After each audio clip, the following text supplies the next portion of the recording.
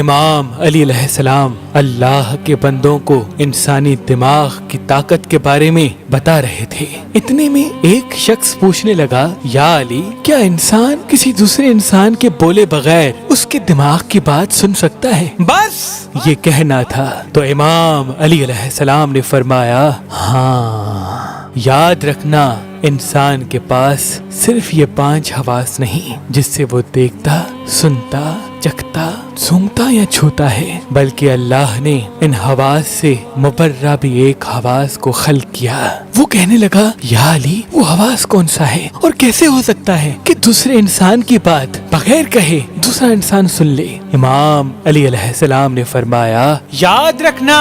جب انسان اپنے دماغ میں کسی چیز کے بارے میں سوچتا رہتا ہے تو اس سوچ کا اثر آس پاس کے لوگوں کے دماغ پہ پڑنے لگتا ہے اور یوں ایک دائرہ قائم ہو جاتا ہے اور دوسرے لوگ اس سوچ کے اسیر ہونے لگتے ہیں، اور وہی سوچ گھر کے ماحول، محلے اور انسان کی شخصیت پہ اثر کرتی ہے۔ میں نے اللہ کے رسول سے سنا کہ کبھی بھی برا نہ سوچو، کیونکہ انسان کی بری سوچ صرف انسان کی شخصیت پہ نہیں بلکہ انسان کے گھر اور انسان کے آس پاس کے لوگوں کے دماغ پہ برا اثر ڈالتی ہے، اور خصوصاً ان بچوں کے دماغ پہ جو بچے بالغ نہیں۔ کبھی بھی اپنے بچوں کے سامنے گناہ کی سوچ کو دماغ پہ حاوی نہ کرنا۔ انسان یہ سمجھتا ہے کہ جب تک وہ کہتا نہیں کوئی سن کیسے سکتا ہے، لیکن حقیقت تو یہ ہے کہ بولنا تو صرف بات کو واضح کرتا ہے، بات کو جنم نہیں دیتا۔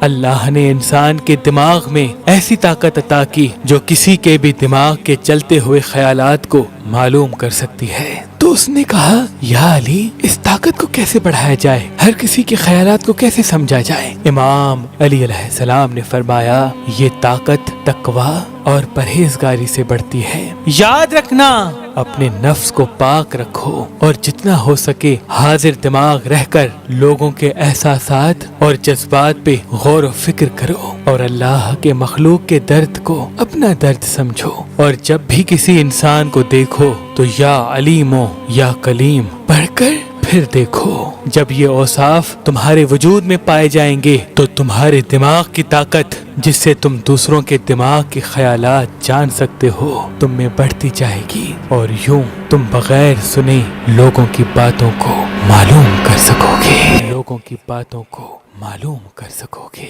لوگوں کی باتوں کو معلوم کر سکو گے۔